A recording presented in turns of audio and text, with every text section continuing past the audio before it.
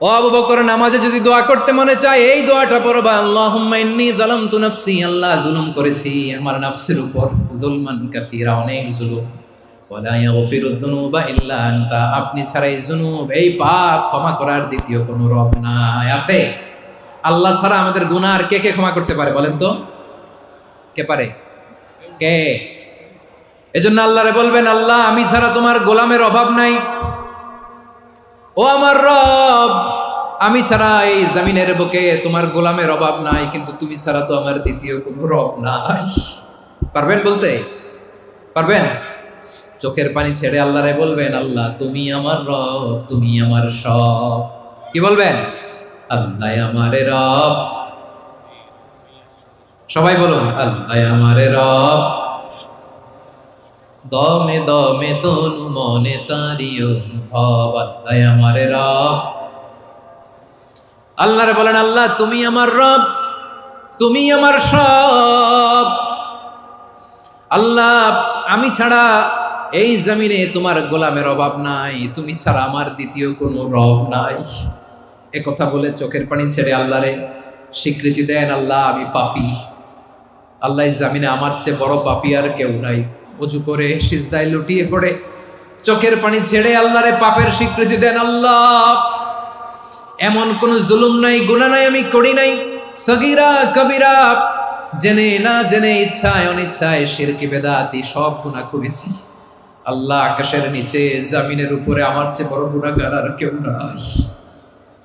চোখের পানি ছেড়ে আল্লাহরে বলেন, আল্লাহ আমি ছাড়া তোমার গোলামের অভাব নাই, তুমি ছাড়া আমার দ্বিতীয় কোনো রব নাই, তুমি ছাড়া তো কেউ আমার গুনাহ ক্ষমা করার নাই, তুমি আমার রব, তুমি আমার সব। বলতে পারবেন? এই তাকরীর আমার পটুয়াখালীর ভাইয়া, এই স্বীকৃতিটা দেখতে আল্লাহ বড্ড ভালোবাসে, কারণ আমরা সবাই গুনাহগার, আমরা সবাই কি? বিশ্বনবী বলেন, কুল্লুকুম খাত্তাউন, বানি আদম তোমরা সবাই পাপী। সবাই কি? সবাই পাপী। আমরা সবাই পাপী, আপন পাপের বাটখারা দিয়ে অন্যের পাপ মাপি। আমরা যে পাপী এটা ভাবতে মনে চায় না কারো, খালি অন্যের পাপ দেখি আমরা, এটা ভুল। ওর এই পাপ, ও পাপী, ও জালেম, ও জাহান্নামী, এরকম একটা টেন্ডেন্সি। আমার যে কি হালাত এটার খেয়াল নাই। খেয়াল করতে হবে যে আমি সবচেয়ে বড় পাপী, ঠিক কিনা বলেন? পাপ করি নাই এমন কেউ আছি? হ্যাঁ আছি। কেউ না জানলেও জানে কে আমার পাপের ঘটনা? পৃথিবী না জানুক আমি তো জানি, আমি কি পাপ করেছি। হায় ও আমার কলিজার টুকরা ভাইয়েরা, মাথাটাকে নিচু করে জীবনের সব গুনার ফিরিস্তিগুলো একটা একটা করে স্বীকার করে আল্লাহরে বলেন, আল্লাহ আমি পাপী, আল্লাহ আমার চেয়ে বড় পাপী এই দুনিয়াতে কেউ নাই, আকাশের নিচে জমিনের উপরে আমার চেয়ে বড় পাপী কেউ নাই। একটা একটা করে আল্লাহ স্বীকার করি আমি পাপী, সব পাপের স্বীকৃতি দিলাম। পৃথিবী না জানুক আমি তো জানি, আমি কি পাপ করেছি। হায় আমার পাপের করলে বিচার, বাঁচার আমার নাই উপায়। দয়াময় তুমি মাফ করো আমায়, মাফ করো আমায়। আল্লাহ তাআলা যদি দয়া করে আমাদেরকে মাফ না করে, আমাদের বাঁচার কোনো উপায় নাই। আপনি কি ভেবেছেন আপনার নামাজ দিয়ে আপনি জান্নাতে যাবেন? আপনি তাহাজ্জুদ গুজার, সেজদা দিতে দিতে কপালে দাগ ফেলেছেন, এটা আপনারা জান্নাতে নেবে না? আপনি এলাকার সবচেয়ে বড় হাতেম তাই, দানশীল, এই দানের ভরসায় বসে আছেন, কুশ্চিন কালো না। আমাদের নামাজ, আমাদের রোজা, আমাদের ইবাদত, এগুলোকে মিজানের পাল্লায় উঠালে কোনো ওজনই হবে না। তবে আমাদের একটা কৌশল জানা আছে, আমরা আল্লাহর রহমতের ভিখারি। আমরা সেদিন আগেই গুনার স্বীকৃতি দিয়ে দেব। আমরা বলবো, আল্লাহ তুমি প্রশ্ন করার আগে তোমার একটা কথা বলি, আমারে কিছু জিজ্ঞেস করো না, আমি সব করেছি। এমন কোন পাপ নাই যে পাপ আমারে দিয়ে হয় নাই। তোমার রহমত দিয়ে তুমি জান্নাতে পাঠাবা, তোমার দয়ায় জান্নাতে যেতে চাই, আমল দিয়ে না। পারবেন বলতে? কিয়ামতের দিন আমরা বলবো, আল্লাহ আমার আমল দিয়ে জান্নাত চাই না, আমি তোমার দয়া দিয়ে জান্নাত চাই। তোমার দয়া ছাড়া আমার কোনো উপায় নাই। কারণ আল্লাহ যদি বিচার করে বাঁচার কারো উপায় নাই। আল্লাহ যদি বলে ফেলেন তুই এটা করলি কেন, ওখানে গেলি কেন, কোরআনে 1000 বার নিষেধ করলাম তারপরেও এই পাপে জড়ালি কেন, এরকম প্রশ্ন ছুড়ে দিলে আমার উত্তর আছে? বাঁচার কোনো উপায় আছে? রোজ হাসরে হে আল্লাহ আমার করুণা বিচার, আল্লাহ করুণা বিচার, বিচার চাহি না তব দয়া চাহি এ গুনাহগার, করুণা বিচার। আপনার আমল দিয়ে জান্নাতে যাবেন? কি দিয়ে যাবেন? ওযু করে সিজদায় লুটিয়ে পড়ে চোখের পানি ছেড়ে আল্লাহরে পাপের স্বীকৃতি দেন। আল্লাহ, এমন কোন জুলুম নাই, গুনাহ নাই আমি করি নাই, সগীরা কবিরা, জেনে না জেনে, ইচ্ছায় অনিচ্ছায়, শিরকি বেদাতি সব গুনাহ করেছি। আল্লাহ, আকাশের নিচে জমিনের উপরে আমার চেয়ে বড় গুনাহগার আর কেউ নাই। চোখের পানি ছেড়ে আল্লাহরে বলেন, আল্লাহ আমি ছাড়া তোমার গোলামের অভাব নাই, তুমি ছাড়া আমার দ্বিতীয় কোনো রব নাই, তুমি ছাড়া তো কেউ আমার গুনাহ ক্ষমা করার নাই, তুমি আমার রব, তুমি আমার সব। বলতে পারবেন? এই তাকরীর আমার পটুয়াখালীর ভাই, এই স্বীকৃতিটা দেখতে আল্লাহ বড্ড ভালোবাসে। কারণ আমরা সবাই গুনাহগার, আমরা সবাই কি? বিশ্বনবী বলেন কুল্লুকুম খাত্তাউন, আ বনি আদম, তোমরা সবাই পাপী। সবাই কি? সবাই পাপী। আমরা সবাই পাপী। আপন পাপের বাটখারা দিয়ে অন্যের পাপ মাপি। আমরা যে পাপী এটা ভাবতে মনে চায় না কারো, খালি অন্যের পাপ দেখি আমরা, এটা ভুল। ওর এই পাপ, ও পাপী, ও জালেম, ও জাহান্নামী, এরকম একটা টেন্ডেন্সি। আমার যে কি হালাত এটার খেয়াল নাই। খেয়াল করতে হবে যে আমি সবচেয়ে বড় পাপী, ঠিক কিনা বলেন? পাপ করি নাই এমন কেউ আছি? হ্যাঁ আছি, আছি। কেউ না জানলেও জানে কি আমার পাপের ঘটনা? পৃথিবী না জানুক আমি তো জানি আমি কি পাপ করেছি। হায় ও আমার কলিজার টুকরা ভাইয়েরা, মাথাটাকে নিচু করে জীবনের সব গুনার ফিরিস্তিগুলো একটা একটা করে স্বীকার করে আল্লাহরে বলেন, আল্লাহ আমি পাপী। আল্লাহ আমার চেয়ে বড় পাপী এই দুনিয়াতে কেউ নাই। আকাশের নিচে জমিনের উপরে আমার চেয়ে বড় পাপী কেউ নাই। একটা একটা করে আল্লাহ স্বীকার করি আমি পাপী। সব পাপের স্বীকৃতি দিলাম। পৃথিবী না জানুক আমি তো জানি আমি কি পাপ করেছি। হায় আমার পাপের করলে বিচার, বাঁচার আমার নাই উপায়। দয়াময় তুমি মাফ করো আমায়, মাফ করো আমায়। আল্লাহ তাআলা যদি দয়া করে আমাদেরকে মাফ না করে, আমাদের বাঁচার কোনো উপায় নাই। আপনি কি ভেবেছেন আপনার নামাজ দিয়ে আপনি জান্নাতে যাবেন? আপনি তাহাজ্জুদ গুজার, সেজদা দিতে দিতে কপালে দাগ ফেলেছেন, এটা আপনারা জান্নাতে নেবে না? আপনি এলাকার সবচেয়ে বড় হাতেম তাই দানশীল, এই দানের ভরসায় বসে আছেন, কুশ্চিন কালো না। আমাদের নামাজ, আমাদের রোজা, আমাদের ইবাদত, এগুলোকে মিজানের পাল্লায় উঠালে কোনো ওজনই হবে না। তবে আমাদের একটা কৌশল জানা আছে, আমরা আল্লাহর রহমতের ভিখারি। আমরা সেদিন আগেই গুনার স্বীকৃতি দিয়ে দেব। আমরা বলবো, আল্লাহ তুমি প্রশ্ন করার আগে তোমার একটা কথা বলি, আমারে কিছু জিজ্ঞেস করো না, আমি সব করেছি। এমন কোন পাপ নাই যে পাপ আমারে দিয়ে হয় নাই। তোমার রহমত দিয়ে তুমি জান্নাতে পাঠাবা, তোমার দয়ায় জান্নাতে যেতে চাই, আমল দিয়ে না। পারবেন বলতে? কিয়ামতের দিন আমরা বলবো, আল্লাহ আমার আমল দিয়ে জান্নাত চাই না, আমি তোমার দয়া দিয়ে জান্নাত চাই। তোমার দয়া ছাড়া আমার কোনো উপায় নাই। কারণ আল্লাহ যদি বিচার করে বাঁচার কারো উপায় নাই। আল্লাহ যদি বলে ফেলেন তুই এটা করলি কেন, ওখানে গেলি কেন, কোরআনে 1000 বার নিষেধ করলাম তারপরেও এই পাপে জড়ালি কেন, এরকম প্রশ্ন ছুড়ে দিলে আমার উত্তর আছে? বাঁচার কোনো উপায় আছে? রোজ হাসরে হে আল্লাহ আমার করোনা বিচার আল্লাহ, করোনা বিচার।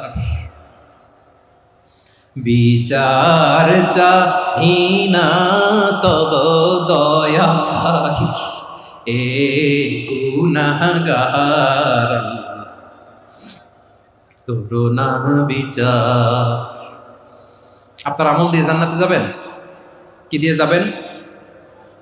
আল্লাহর দয়া দিয়ে। আল্লাহর রহম আর দয়া ছাড়া কেউ জান্নাতের চেহারাও দেখতে পাবে না। চাইবো একজন সত্তার কাছে, আওয়াজ করে বলুন তিনি কে? একজন সত্তার কাছে চাইবে। বিশ্বনবী ওনার চাচাতো ভাই আব্দুল্লাহ ইবনে আব্বাস রাদিয়াল্লাহু তাআলা আনহুকে বললেন, ইয়া আব্দুল্লাহ ইবনে আব্বাস, হে আব্দুল্লাহ ইবনে আব্বাস, ইযা সাআলতা ফাসআলিল্লাহ, যখন চাইবে আল্লাহর কাছে যাও। ও আব্দুল্লাহ, যখন চাইবা আল্লাহর কাছে চাও। ওয়া ইযা ইসতাআনতা ফাসতাইন বিল্লাহ, যখন সাহায্য চাইবা আল্লাহর কাছে ফরিয়াদ করো। জেনে রেখো ও আব্দুল্লাহ, ওয়া আলাম আন্নাল উম্মাতা লাউ ইজতামাআত আলা আন ইয়ানফাউকা বিশাইইন লাম ইয়ানফাউকা ইল্লা বিশাইইন ক্বাদ কাতাবাহু আল্লাহু লাক।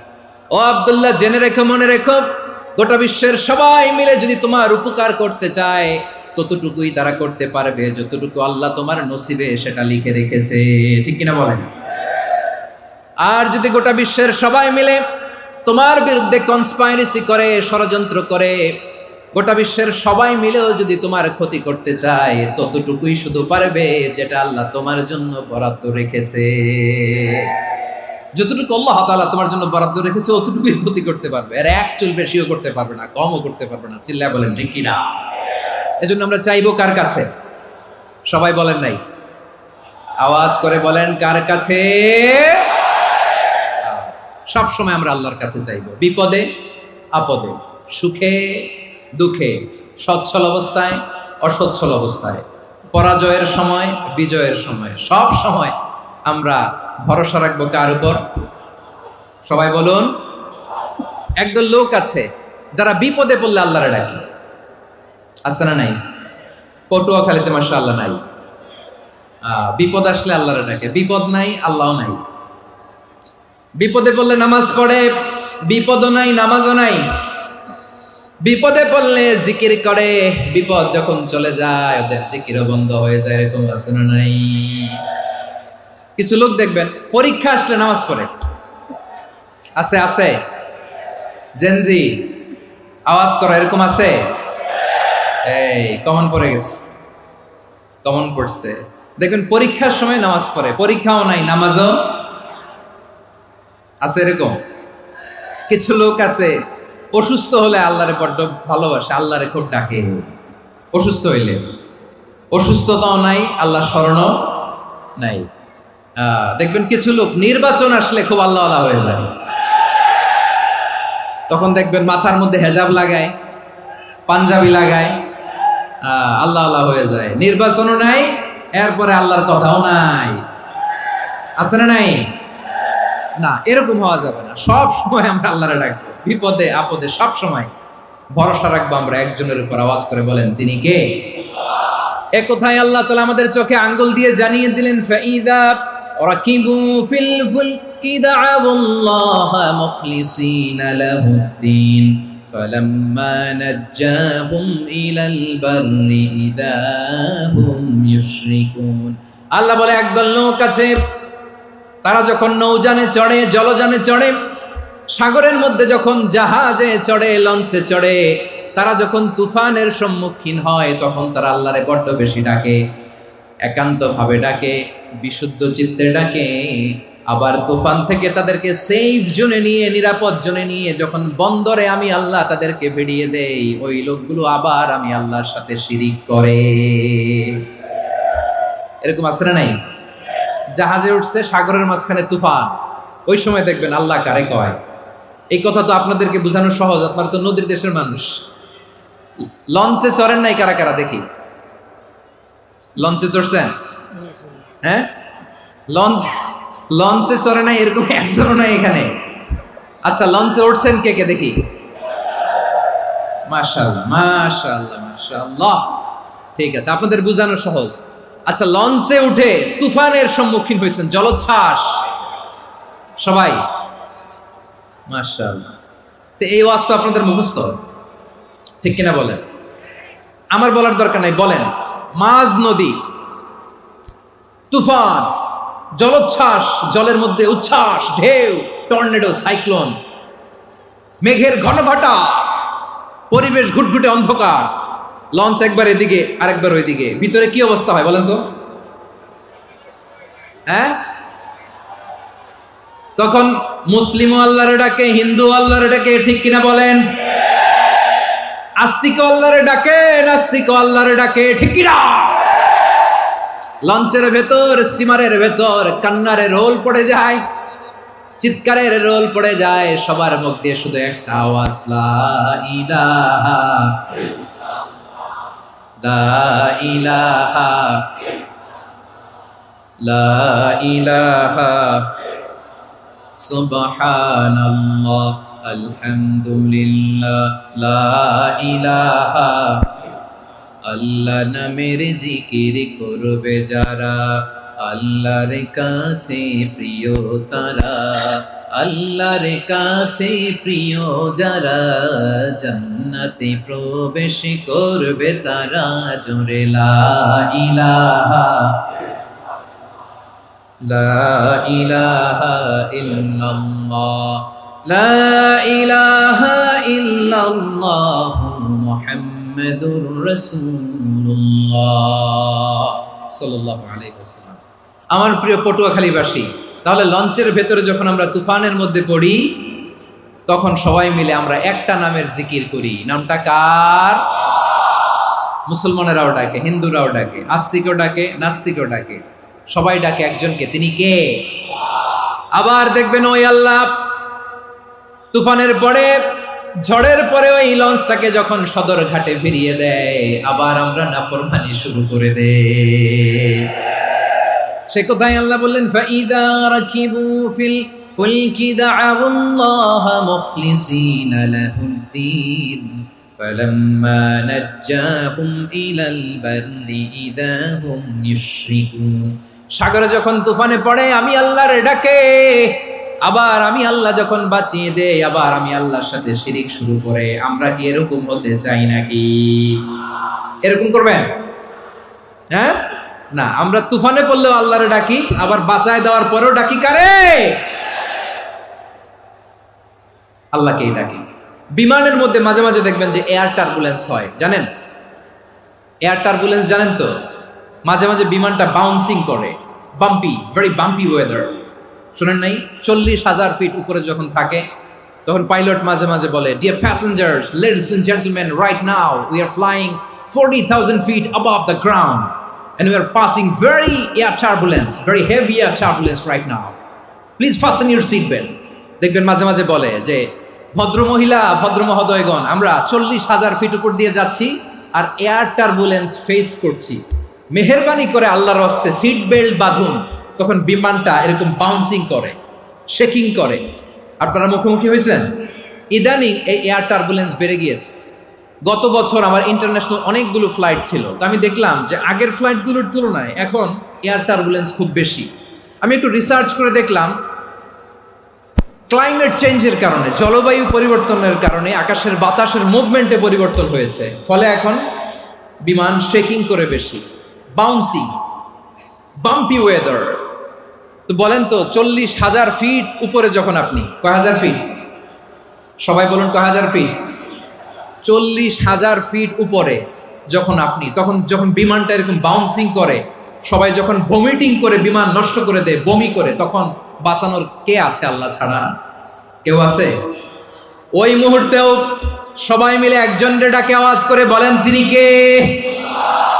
মাঝে মাঝে কিছু সোশ্যাল মিডিয়ায় কিছু ভিডিও পাওয়া যায় যে হেভি যখন এয়ার টার্বুলেন্স হয়, 10 সেকেন্ড 15 সেকেন্ডের কিছু ভিডিও পাওয়া যায়, বিমানটা এরকম বাউন্সিং করছে, বাম্পি ওয়েদার, কাঁপছে, মানুষগুলো বমি করছে, অক্সিজেন মাস্কগুলো সব ঝুলে পড়েছে, বিমানটা শুধু কাঁপছে। তখন দেখবেন বিমানের ভেতরেও এরকম লঞ্চের মতো চিৎকার আছে না নাই? বিমানের ভেতরেও তখন চিৎকার। গত বছর হিথ্রো এয়ারপোর্ট থেকে সিঙ্গাপুর এয়ারলাইন্সের একটা ফ্লাইট, হিথ্রো টু চাঙ্গি, একটা ফ্লাইটে এমন বেশি এয়ার টার্বুলেন্সের শিকার হয়েছিল ওই এয়ারক্রাফটটা, 33 জন যাত্রী সেখানে আহত হয়েছে, একজন যাত্রী নিহত হয়েছে। কেবিন ক্রুজ, এয়ার হোস্টেস যারা আছে, একজনের নাক ফেটে, চোখ ফেটে, কপাল ফেটে, ব্লিডিং হয়ে শয়লা। প্রিয় ভাইরা, 40,000 ফিট উপরে বিমানটা যখন কাঁপবে, তখন আমাদেরকে আল্লাহ ছাড়া আর কেউ বাঁচানোর আছে? এত আস্তে বললে হবে?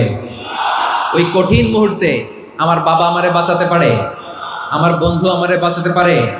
এই গ্রাউন্ডে, জমিনের বুকে আমার প্রোটোকল, আমার ক্ষমতা, আমার দাম্ভিকতা কোনো কিছু আমারে বাঁচাতে পারে? একজন ছাড়া। চিল্লায় বলতে হবে, তিনি কে? সে আল্লাহ। বললেন, গোলাম, আমি বিপদের সময় ঠিকই তোমাদের বাঁচিয়ে দেই। ওই বিমানের ভেতরে 40,000 ফিট উপরে যখন তোমরা এয়ার টার্বুলেন্সের শিকার হও, তখন নাস্তিকও আল্লাহরে ডাকে, হিন্দু আল্লাহরে ডাকে। জোরে বলেন ঠিক কিনা? আবার বিমানটা যখন শান্ত হয়ে যায়, একটু পরেই বিমানের স্ক্রিনের মধ্যে হিন্দি সিনেমা খোঁজে।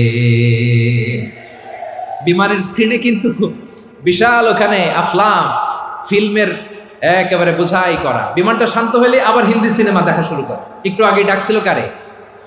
কারে?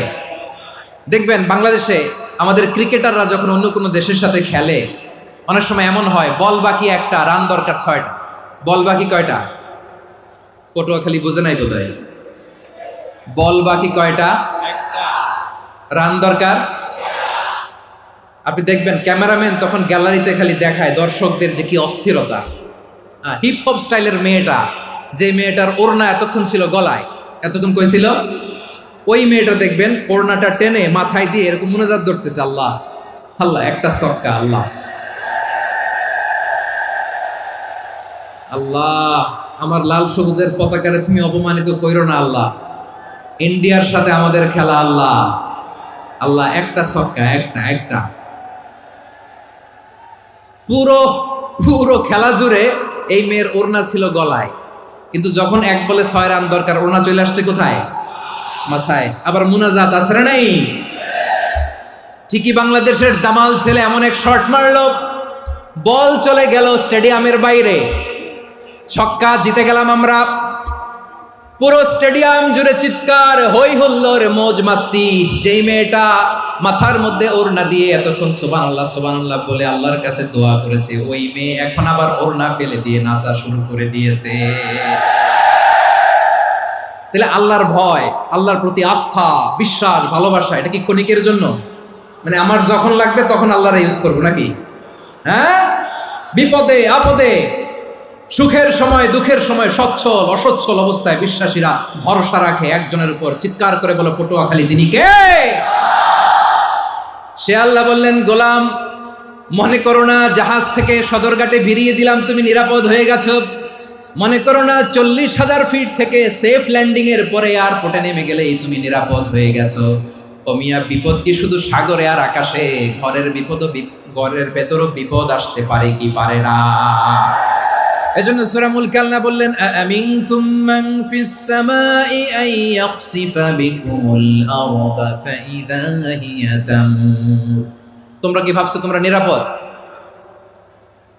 সাগরের মধ্যে তুফান, আল্লাহ আল্লাহ ডাকলাম, সদরঘাটে যেয়ে পড়ছে, বেঁচে গেছেন তো আপনি। আর পাবে আপনারে আল্লাহ? আল্লাহরে তো সাগরের মাঝখানে তো আল্লাহ আপনারে পাইছিল, আর তো পাবে না। আর পাবে আপনারে? আর আল্লাহ ধরতে পারবে আপনারে?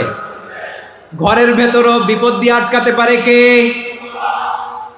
5 স্টার 7 স্টার হোটেলের ভেতরেও আমাকে বিপদের মধ্যে ফেলে দিতে পারেন কে? আল্লাহ বললেন, তোমরা কি ভেবেছো তোমরা নিরাপদ? আমি চাইলে ল্যান্ডস্লাইডস, ভূমি ধস দিয়ে 1 লক্ষ 1 মুহূর্তে নিয়ে যেতে পারি। 1 সুনামি দিয়ে থাপ্পড় মেরে 3 লক্ষ সাগরের ভেতরে ঢুকাই দিতে পারি। 1 সেকেন্ডও লাগে না আমার। أم أمنتم من في السماء أن يرسل عليكم حاصبا فستعلمون كيف نذير। আল্লাহ চাইলে আকাশ থেকে পাথর বৃষ্টি নাজিল করতে পারেন কি পারেন না? এই মুহূর্তে এখানে ভূমিকম্প দিতে পারেন কি পারেন না? আচ্ছা, ভূমিকম্প যখন হয় আমাদের কারো হুঁশ থাকে? আপনি মনে করছেন আমরা সাধারণ মানুষ, আমরা দৌড় দেই, আর প্রেসিডেন্ট প্রধানমন্ত্রী ওনারা বুঝি খাটে শুয়ে থাকে? কথা বুঝে নাই বোধহয়। ভূমিকম্প, আর্থকোয়েক যদি হয়, বাঁচার জন্য আমরা কি করি? হয় খাটের তলায়, ডাইনিং টেবিলের নিচে, উপরে শক্ত কিছু আছে এটার নিচে, অথবা ঘর থুইয়া দেও দৌড়। তো প্রধানমন্ত্রী উনি কি করে? প্রেসিডেন্ট উনি কি করে? হ্যাঁ, উনি খাটের মধ্যে যে শুয়ে থাকে নাকি? উনিও দৌড়, সাধারণ মানুষও দৌড়, প্রধানমন্ত্রীও দৌড়, বাড়িওয়ালাও দৌড়, ভাড়াটিয়াও দৌড়, সবাই দৌড়। নাকি ভাড়াটিয়ারা বাড়ি থুইয়া দৌড়, বাড়িওয়ালারা আর বেরোয় না, এরকম না? তাহলে যে কোনো মুহূর্তে ভূমিকম্প দিয়ে নাস্তানাবুদ করতে পারে কে? আমার প্রিয় ভাইয়েরা, আমরা নিরাপদ নই, আমরা তার দয়ায় বেঁচে আছি। কার দয়ায়? এজন্য আল্লাহ বললেন, গোলাম, যে কোনো মুহূর্তে বিপদ দিয়ে তোমাদেরকে নাস্তানাবুদ করতে পারি। বিশ্বাসী বলে যদি নিজেকে দাবি করো, সব সময় ডাকতে হবে একজন সত্তাকে। বলেন তিনি কে? এই কথা ক্লিয়ার? এই সবগুলো উদাহরণ শেষে সবার কাছে ক্লিয়ার হয়েছে না যে বিপদ থেকে, আপদ থেকে, পরীক্ষা থেকে, ক্যালামিটি থেকে আমাদেরকে কেউ বাঁচাতে পারে না একজন সত্তা ছাড়া। আবারও বলেন তো তিনি কে? ক্লিয়ার? হ্যাঁ, সবাই বুঝতে পারছেন? আচ্ছা, এবার আমরা দেখি বিষ্ণু ঈসা ইসলামের জীবনে বিপদ আপদ ছিল কিনা। উনি বিপদ আসলে কিভাবে ডিল করতেন, বিপদ আসলে কোন দোয়া পড়তে হয়, কিভাবে ফরিয়াদের হাত উত্তোলন করতে হয়, কিভাবে রবের দরবারে নতজানু হয়ে ফরিয়াদ করতে হয়, এটা জানার দরকার আছে না নাই? আসুন আমরা বিশ্বনবীর জীবনী থেকে দেখি বিপদ আসলে উনি কি করতেন। বিপদ আসলেই প্রথমে বিশ্বনবী সাল্লাল্লাহু আলাইহি ওয়াসাল্লাম একটা দোয়া পড়তেন। কি পড়তেন? তিনি পড়তেন, ইন্না লিল্লাহি ওয়া ইন্না ইলাইহি রাজিউন। নিশ্চয় আমরা আল্লাহর জন্য, নিশ্চয় আমরা কার দিকে ফিরবো ভাই? আবার কার দিকে ফিরবো? আওয়াজ করে বলুন তো, আমরা এসেছি কার কাছ থেকে, আবারও ফিরে যাব কার কাছে? এজন্য বিষ্ণুই পড়ছেন, ইন্না লিল্লাহি ওয়া ইন্না ইলাইহি রাজিউন। নিশ্চয় আল্লাহর জন্য, ওই আল্লাহর দিকেই আমরা ফিরে যাব। তারপরে বিষ্ণুই পড়তেন, আল্লাহুম্মা আজুরনি ফি মুসিবাতি ওয়াখলুফ লি খায়রাম মিনহা। একসাথে প্রথমে পড়তেন ইন্না লিল্লাহি ওয়া ইন্না ইলাইহি রাজিউন, তারপর পরে পড়তেন আল্লাহুম্মা আজুরনি ফি মুসিবাতি ওয়াখলুফ লি খায়রাম মিনহা। মানে আল্লাহ, এই যে আমি বিপদে ধৈর্য ধারণ করলাম, এটার সব তুমি আমারে দাও, আর যেটা হারালাম এর চেয়ে ভালো কিছু দিয়ে মেকআপ করে দিও, ভালো কিছু দিয়ে বদল করে দিও। সুবহানাল্লাহ পড়েন। তাহলে বিপদ আসলে আমরা কি পড়ব? কথা বলেন। এই যে আমি শুয়েছিলাম, নাশিদ গাচ্ছিল ওরা, এদেশে পরস্পরে দেখা হলে দেয় সালাম, এদেশে আমজনতার হৃদয় জুড়ে পাকালাম, এদেশে বিপদ এলে সর্বজনে সর্বক্ষণে দোয়া পড়ে ইন্না লিল্লাহ। কি পড়ে?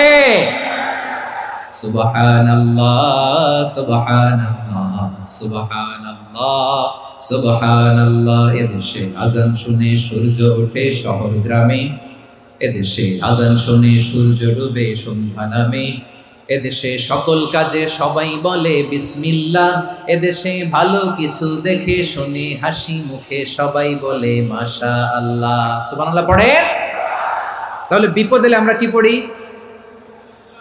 কথা বুঝলে সবাই উত্তর দিতে হবে, বিপদ এলে কি পড়ি? তাহলে বিপদ এলেই আমরা এখন থেকে ইন্না লিল্লাহ পড়বো, নাকি হাই হুতাশ করবেন? একদল আছে হাই হুতাশ করে, হায় আল্লাহ রে মোর কি হইল রে, মুই কি হরমু রে, মুই কমবে যামু রে। আছে না নাই? এরকম বিলাপ করতে নিষেধ করেছেন বিশ্বনবী।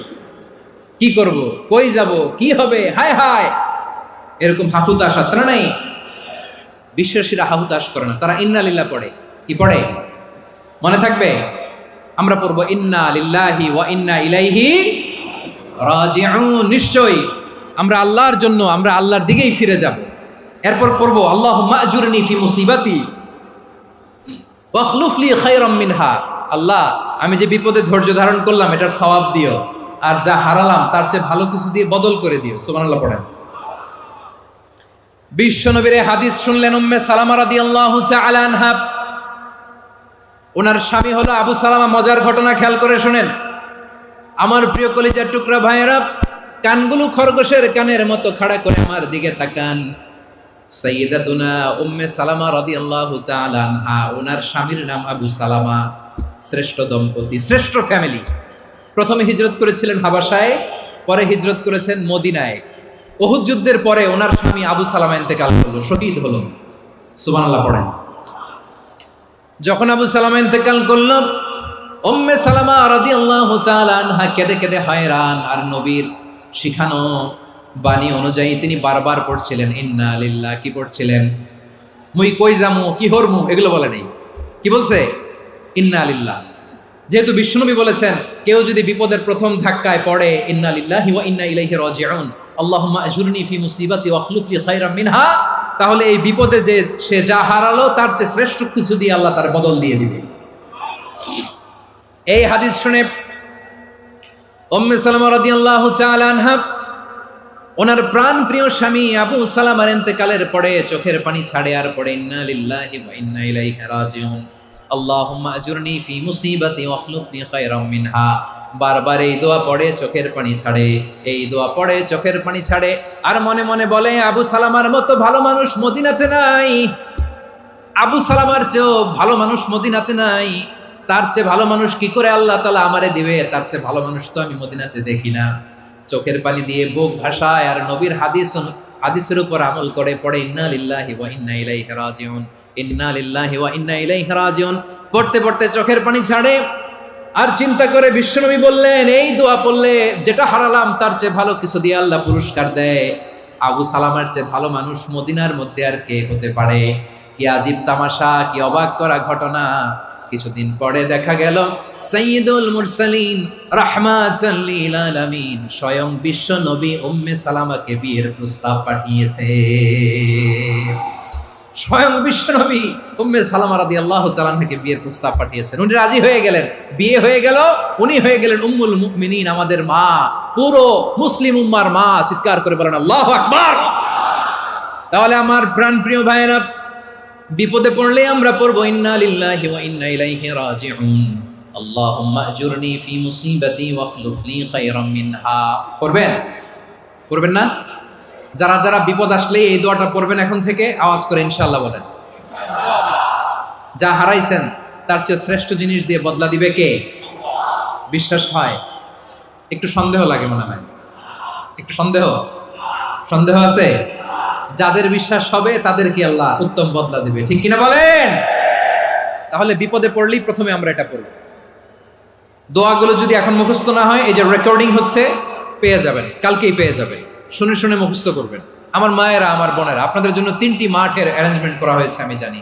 আপনারাও এই দোয়াগুলো পড়বেন, আপনার স্বামীকে শেখাবেন, সন্তানকে শেখাবেন, আপনার পুরো পরিবারটাকে জান্নাতের টুকরো বানিয়ে দিবে কে? তাহলে বিপদ আসলে প্রথমে কি পড়তে হবে এটা জেনে গেলাম। এরপরে বিপদ আসলে নিজেকে কি করে আল্লাহর কাছে সঁপে দিতে হয় এটাও জানার দরকার আছে না নাই? বিপদে প্রথমে ইন্না লিল্লাহ পড়লাম, ধৈর্য ধারণ করলাম, বিপদ থেকে উদ্ধারের সর্বোচ্চ চেষ্টা করলাম। আমার কাজ যখন শেষ তখন আমি আমার এই বিষয়টা আল্লাহর কাছে সঁপে দিব। কার কাছে সুপর্দ করব? কার কাছে? বিপদে বললে কেমন করে নিজেকে আল্লাহর কাছে সঁপে দিতে হয় আসুন সাইয়েদনা ইব্রাহিম আলাইহিস সালামের জীবনী থেকে জানি। আল্লাহর খলিল ইব্রাহিম আলাইহিস সালাম আমাদের মতো সমাজ ব্যবস্থা পায় নাই। আমরা জন্মের পরে আমাদের কানের ভেতরে আজান দিয়েছে কে? একামত দিয়েছে কে? আমাদের বাপদাদারা আমাদের কানে আজান দিয়েছে কি? দেয় নাই। আমাদের জন্মের পরেই তো আজান, একামত, বাড়ির পাশে মসজিদ, প্রতিদিন আজান, জুমার খুতবা, প্রতি মাসে মাসে তাফসিরুল কোরআন মাহফিল, মসজিদ, মিনারা, অভাব নাই, ঠিক কিনা বলেন? আপনি যেই সুন্দর ইসলামিক এনভায়রনমেন্ট পেয়েছেন, আমাদের ইব্রাহিম খলিল উনিও কি এরকম পেয়েছিলেন? হ্যাঁ, উনি জন্মের পর পরে ওনার কানে আজান দিয়েছে কেউ? আমার প্রিয় ভাইরা, আগা গোড়া একটা শিরকি পরিবেশ উনি জন্মগ্রহণ করেছেন। উনি ছাড়া ওই তল্লাটে একজনও আল্লাহর উপর বিশ্বাসী নয়। কল্পনা করতে পারেন? গোটা তল্লাটে, গোটা দেশে বিশ্বাসী মুমিন, আল্লাহর উপর বিশ্বাস স্থাপনকারী কয়জন? সবাই বলেন কয়জন? বাকি সব মুশরিক। বাকি সব মুশরিক নিজের সাথে নিজে শক্ত বোঝাপড়া করে, অ্যানালজি করে, সেলফ কনভারসেশন করে উনি মহা সত্যের সন্ধান পেয়েছেন। উনি আকাশের তারা দেখে ভাবে মনে হয় এটাই আমার খোদা, পরে দেখে তারা নাই, মনে মনে বলে না তাইলে এটা না। আবার চাঁদ দেখে বলে চাঁদটা বড় মায়া লাগে, মনে হয় এটাই আমার রব, পরে দেখে চাঁদও নাই, কয় না এটা না। এরপরে দ্বীপ প্রহরের জলজলে সূর্যটা খাঁ খাঁ করে গোটা পৃথিবীটারে রৌদ্র দিয়ে তাতিয়ে রাখে। তিনি ভাবলেন মনে হয় এটাই আমার রব, কারণ এটাই তো সবচেয়ে বড়। কিন্তু বিকেল বেলা ওই সূর্যটাও যখন চলে যায়, সাইয়েদনা ইব্রাহিম বলে না এটাও তো নাই, আমার খোদা যদি আমারে ছেড়ে চলে যায়, বিপদে পড়লে আমারে উদ্ধার করবে কে? এভাবে নিজের সাথে অ্যানালজি, সেলফ কনভারসেশন করতে করতে করতে তিনি মহা সত্যের সন্ধান পেয়েছেন। সুবহানাল্লাহ পড়েন। সব শেষে তিনি ডিসিশন নিয়ে ঘোষণা দিলেন, ইন্নী وجهت وجهي للذي فطر السماوات والأرض حنيفا وما أنا من المشركين নিশ্চয় আমি এমন সত্তার দিকে মনোনিবেশ করলাম, মুখাপেক্ষী হলাম, যিনি আকাশ বানিয়েছেন, জমিন বানিয়েছেন, আমি মুশরিক নই। সুবহানাল্লাহ। পারতেন? আপনি পারতেন? কেউ নাই, লক্ষ লক্ষ মুশরিক, আপনি একা। ওনার মতো এরকম বিচক্ষণতা দিয়ে আল্লাহরে খুঁজে পাইতে পারতেন আপনি? কি নবী ছিল, আল্লাহকে খুঁজে পেয়েছে। যখন আল্লাহর ইবাদত শুরু করলো, এই কথা ছড়ায় পড়লো চারদিকে। নমরুদ সাইয়েদনা ইব্রাহিমকে ডেকে পাঠালেন। নমরুদ বলে, ইব্রাহিম, তুমি নাকি মূর্তির পূজা না করে কোন নতুন রবের ইবাদত করো, কে তোমার রব? সাইয়েদনা ইব্রাহিম বললেন, রব্বি আল্লাযী ইউহয়ী ওয়া ইউমীত, আমি এমন রবের ইবাদত করি যিনি জীবন দেন, যিনি মৃত্যু দেন। নমরুদ বলে, তাই নাকি? তোমার রব জীবন দেয়, মৃত্যু দেয়, আর এটা তো আমি দেই। আমিও তো জীবন দেই, আমিও তো মৃত্যু দেই। সাইয়েদনা ইব্রাহিম বললেন, কেমন করে তুমি জীবন দাও, মৃত্যু দাও, একটু দেখাও তো। নমরুদ জেলখানা থেকে দুজন কয়েদিকে ডেকে আনলো। কয়েদি এনে অর্ডার করলো, একটাকে এখনই শিরোচ্ছেদ, হেড অফ, ডেথ পেনাল্টি, মৃত্যুদণ্ড দেয়া হলো, ফিনকি দিয়ে রক্ত বেরোলো। নমরুদ বলে, দেখো, দুজনকে ধরে আনলাম, একজন কয়েদিকে দিলাম ডেথ পেনাল্টি, মৃত্যুদণ্ড, ওরে মৃত্যু দিলাম। আরেকজন যে দাঁড়িয়ে আছে, চাইলে ওরেও আমি মৃত্যুদণ্ড দিতে পারি, কিন্তু না, ওরে আমি দিব না, ওরে আমি বাঁচাইয়া দিলাম, ছেড়ে দিলাম, মানে জীবন দিলাম। দেখো ইব্রাহিম, তোমার চোখের সামনে একজনরে মৃত্যু দিলাম, আর একজনরে জীবন দিলাম। আপাত দৃষ্টিতে তাই তো, একজনরে তো জীবন দিল, আরেকজনরে মৃত্যু দিল। সাইয়েদনা ইব্রাহিম এবার বিপাকে পড়ে গেলেন। কিন্তু এক একজন নবীকে আল্লাহ এমন উইজডম, বিচক্ষণতা দিয়ে এই জমিনে পাঠিয়েছেন। মুহূর্তের মধ্যে আল্লাহর খলিল ইব্রাহিম বললেন, ফাইন্নাল্লাহা ইয়াতি বিশ-শামসি মিনাল মাশরিকি ফাতি বিহা মিনাল মাগরিব ফাবুহিতাল্লাযী কাফার। আল্লাহর খলিল ইব্রাহিম বললেন, নমরুদ, বুঝলাম তুমি জীবন দাও, মৃত্যু দাও, দেখলাম, কিন্তু আমার রব, আমার আল্লাহ প্রতিদিন সকালবেলা উষা লগ্নে ওই পূর্ব দিগন্ত থেকে সূর্যটাকে উদিত করেন, সাঁঝের বেলা, বিকেল বেলা, কুথুরি লগ্নে, সন্ধ্যা বেলা ওই দ্বিপ্রহরের জল জলে সূর্যটাকে পশ্চিম দিগন্তে ডুবিয়ে দেন। মানে সকালবেলা পূর্ব দিক থেকে উদিত করা সূর্যটাকে পশ্চিম দিকে বিকেলে তিনি ডুবিয়ে দেন। তুমি যদি পারো ওই সূর্যটাকে পশ্চিম দিক থেকে উদিত করে পূর্ব দিকে ডুবিয়ে দাও। সুবহানাল্লাহ পড়বেন না? দেখেন, ইনস্ট্যান্ট ইন্টেলেক্ট, মুহূর্তে বিচক্ষণতা, উইজডম কাকে বলে? নমরুদ পারবে? নমরুদের বাপ পারবে? ওর দাদা, ওর 14 গোষ্ঠী, গোটা বিশ্বের সব ক্ষমতাধর রাষ্ট্রনায়করা একসাথে হলে পারবে?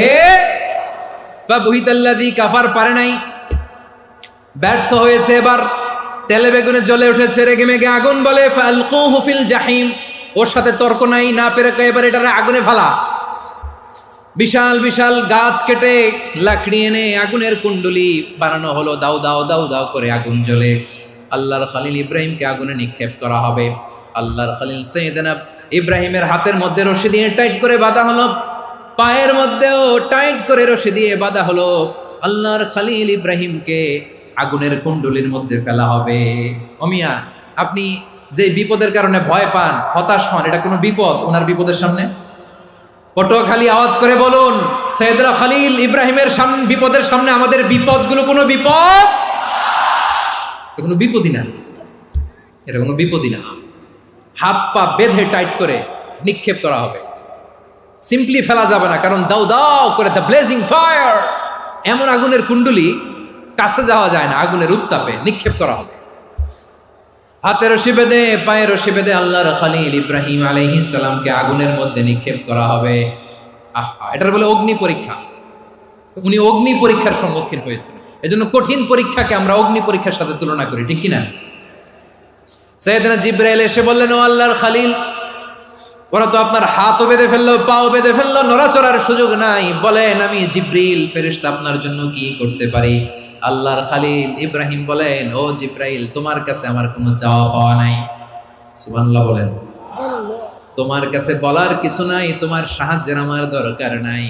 সাইয়েদনা ইব্রাহিম আলাইহিস সালামকে হাতে পায়ে রশি বেঁধে হাত পা বাঁধা অবস্থায় জ্বলন্ত অগ্নিকুণ্ডে যখন নমরুদের দলবল নিক্ষেপ করবে, আল্লাহর খলিল কিভাবে নিজেকে আল্লাহর কাছে সঁপে দিয়েছেন পটুয়াখালীর ভাইরা খেয়াল করে শুনুন। হাত পা বেঁধে আল্লাহর খলিলকে যখন নিক্ষেপ করা হবে, তিনি মুখ ফুটে বলে ফেললেন, হাসবুনাল্লাহু ওয়া নি'মাল ওয়াকিল। হাসবুনাল্লাহু ওয়া নি'মাল ওয়াকিল, আমার জন্য আল্লাহই যথেষ্ট, আমার জন্য আল্লাহই যথেষ্ট। তিনি আমার সবচেয়ে বড় গার্ডিয়ান, তিনি আমার সবচেয়ে বড় অভিভাবক। জিব্রাইলের সাহায্যে রফারকে ফিরিয়ে দিলেন, দুনিয়ার বুকে কারো কাছে কিছু বলেন নাই, মুখ ফুটে বলেছেন হাসবুনাল্লাহ। ও আমার পটুয়াখালীর প্রাণের ভাইয়েরা খেয়াল রাখবেন, কোন বান্দা তার হাতে থাকা সব চেষ্টাটুকুন করার পরে মুখ ফসকে মুখ দিয়ে যখন বলে ফেলে হাসবুনাল্লাহ, বান্দা যখন হাসবুনাল্লাহ বলে ফেলে, ওই ব্যাপারটা ডিল করার দায়িত্ব স্বয়ং আল্লাহ আরশের উপর থেকে নিয়ে নেয়। আপনি যখন বলে ফেলবেন হাসবুনাল্লাহ, এটা ডিলিং করবে কে তখন? চিল্লায় বলেন না, তিনি কে? বান্দা তার সাধ্যের সবটুকু চেষ্টার পরে নতজানু হয়ে যখন বলবে হাসবুনাল্লাহ, আল্লাহ তুমি আমার জন্য যথেষ্ট, নি'মাল ওয়াকিল, তুমি আমার শ্রেষ্ঠ অভিভাবক, তখন তার কি দরকার না দরকার এটা ডিল করে স্বয়ং আল্লাহ। নিক্ষেপ করা হলো সাইয়েদনা ইব্রাহিমকে অগ্নিকুণ্ডলিতে। হাজার হাজার মানুষের দৃশ্য দেখার জন্য জড়ো হয়েছে এরকম বিশাল ময়দানে। কিন্তু কি অবাক করা ঘটনা, সবাই ভয় পাচ্ছিল, না জানে কি হয়ে যায়। আল্লাহর খলিলকে যখন আগুনের কুণ্ডলিতে নিক্ষেপ করা হয়, আল্লাহর খলিল ইব্রাহিম আগুনের কুণ্ডলের মধ্যে বসে বসে মানুষগুলোর দিকে তাকিয়ে হাসতে শুরু করে দেয়। কারণ আকাশ থেকে রব্বুল আলামিন স্পেশাল ভার্ডিক্ট নাজিল করেছেন, স্পেশাল হুকুম জারি করেছেন, কুলনা ইয়া নারু কুনি বারদান ওয়া সালামান আলা ইব্রাহিম। ও আগুন খবরদার, সৃষ্টি শুরু থেকে তোকে একটা ধর্ম আমি বাতলে দিয়েছিলাম, তোর ধর্ম, আগুনের ধর্ম হলো যা পাবে জ্বালিয়ে সারখার করবে। আল্লাহ বলল, আগুন তোর ধর্ম দিয়েছিলাম, তুই সব জ্বালিয়ে পুড়িয়ে সারখার করে দিবি, কিন্তু ক্ষণিকের জন্য আমি তোর জ্বালিয়ে দেওয়ার ক্ষমতাটাকে কেড়ে নিলাম, জ্বালিয়ে ভস্ম করে দেওয়ার ক্ষমতা আমি কেড়ে নিলাম। কুনি বারদান, ঠান্ডা হয়ে যা, কিন্তু এত বেশি ঠান্ডা হবি না আবার আমার ইব্রাহিমের জন্য সর্দি লেগে না যায়। সুবহানাল্লাহ, এত আসতে বললে হবে? কুনি বারদান, বারদ মানে বরফ, ঠান্ডা, ঠান্ডা হোক, কিন্তু এত ঠান্ডা হবি না যাতে আমার ইব্রাহিমের কষ্ট হয়। আগুন বলে, আল্লাহ একবার বললাম ঠান্ডা হ, আবার বলো এত ঠান্ডা হবি না যাতে খলিলের সর্দি না লাগে। কেমন ঠান্ডা হব, কেমন এনভায়রনমেন্ট তৈরি করে দেব বলো? আল্লাহ বললেন, সালামান আলা ইব্রাহিম, আমার খলিল, আমার কলিজা, আমার ইব্রাহিমের জন্য তুই জান্নাতের গুল বাগিচা হয়ে যা। ও ভাই, নবী মুসার মতো ঈমান হলে রাস্তা হবে সাগর জলে, নবী ইউসুফের মতন ঈমান হলে একে একে দরজা খোলে, নবী ইব্রাহিমের মতন ঈমান যদি আজও থাকে বিদ্যমান, অগ্নিকুণ্ডে দেখতে পাবে খুবসুরত এক ফুল ভাগা। কুলনা ইয়া নারু কুনি বারদান ওয়া সালামান আলা ইব্রাহিম। বান্দা যখন মুখ দিয়ে বলে হাসবুনাল্লাহ, আমার আল্লাহ আমার জন্য যথেষ্ট, এই বলে যখন নিজেকে সঁপে দেয়, তার কি লাগবে ওই দায়িত্ব স্বয়ং নিয়ে নেয় কে? সবাই বলেন, স্বয়ং নিয়ে নেয় কে? তাহলে আমার প্রিয় ভাইরা, বিপদের শুরুতেই আমরা বলবো ইন্না লিল্লাহ। শুরুতে কি বলবো? এরপরে যেই বাক্যটা পড়ে নিজের পরিস্থিতিকে আল্লাহর দরবারে সঁপে দিব, সেটা হচ্ছে হাসবুনাল্লাহ। সেটা কি? বিষ্ণু বলেন, লা ইয়াজালু লিসানুকা রাতাবান মিন যিকরিল্লাহ, সব সময় আল্লাহর স্মরণ দিয়ে, জিকির দিয়ে জিহ্বাটারে সিক্ত রাখো। আর শয়তানু জাসিমুন আলা কলবি ইবনে আদম, শয়তান বনি আদমের কলবে খামচি মেরে বসে থাকে। ফাইদা যাকারাল্লাহ খানাসা, মানুষ যখন আল্লাহর স্মরণ করে, জিকির করে, শয়তান দৌড়ে পালায়। ওয়া ইদা গাফালা ওয়াসওয়াসা, যখনই বনি আদম গাফেল হয়, তখনই শয়তান তার হৃদয়ে ওয়াসওয়াসা দেয়। এজন্য বিপদে পড়লে ইন্না লিল্লাহ, নিজের সবটুকুন করার পরে, নিজের রোল প্লে করার পরে নিজেকে আমরা কি বলে সঁপে দিব? সবাই বলেন, সবাই বলতে হবে, আর জোরে বলে মনে থাকবে? বিপদে পড়লে প্রথমে ইন্না লিল্লাহ, এরপরে নিজেকে যখন সঁপে দিব তখন হাসবুনাল্লাহ। এরপরে কঠিন বিপদে যখন বিশ্বনবী পড়তেন তখন কি করতেন? এমন বিপদ মাঝে মাঝে হয় না, দেয়ালে পিঠ থেকে যায়, চোখে মুখে অন্ধকার, কি করব দিশা খুঁজে পাই না, এরকম হয় কখনো? হ্যাঁ, আপনাদের হয়? হয় না? তো জান্নাতে আছেন আপনারা। হয় হয় এরকম হয়েছে না যে দেয়ালে পিঠ থেকে গেছে, চোখে মুখে অন্ধকার, কই যাব, কি করব, বাঁচানোর কেউ না, এরকম হয়েছে কখনো আপনাদের? যদি হয় তাইলে এটার সলিউশন বলবো, না হইলে তো এগুলো বলে লাভ নাই। হয় হয় হয় বিশ্বনবী এরকম কঠিন বিপদে পড়েছেন জীবনের কিছু কিছু মুহূর্তে। ওই মুহূর্তে বিশ্বনবী স্পেশাল দুইটা দোয়া পড়তেন। এই দোয়াগুলো আপনাদেরকে জানিয়ে দেয়। বিশ্বনবী বলেন, কঠিনতম বিপদে যখন পড়বা, দেয়ালে পিঠ থেকে যায়, চোখে মুখে অন্ধকার, বাঁচার কোনো উপায় নাই, তখন পড়বা লা ইলাহা ইল্লা আনতা সুবহানাকা ইন্নী কুনতু মিনাজ জালিমিন। আল্লাহ, তুমি ছাড়া কোনো ইলাহ নাই, তুমি পবিত্র, নিশ্চয় আমি জালিমদের অন্তর্ভুক্ত। সুবহানাল্লাহ বলেন। এই দোয়া সাইয়েদনা ইউনূস আলাইহিস সালাম পড়েছিলেন যখন মাছের পেটে ছিলেন। কিসের পেটে? এবং অনেক মুফাসসিরিন একরাম বলেছেন, অনেক আহলুল ইলমরা বলেছেন এটা হচ্ছে ইসমে আজম। ইসমে আজম এমন দোয়া যেটা দিয়ে দোয়া করলে আল্লাহ দোয়া কবুল করে, কিন্তু এটা কোনটা এটা নিয়ে ইখতিলাফ আছে। কোন কোন আহলুল ইলম বলেন লা ইলাহা ইল্লা আনতা সুবহানাকা ইন্নী কুনতু মিনাজ জালিমিন, এটা হচ্ছে ইসমে আজম। সাইয়েদনা ইউনূস আলাইহিস সালাম পড়েছেন, আপনারা পড়েননি? তুফান হইলে পড়েন না?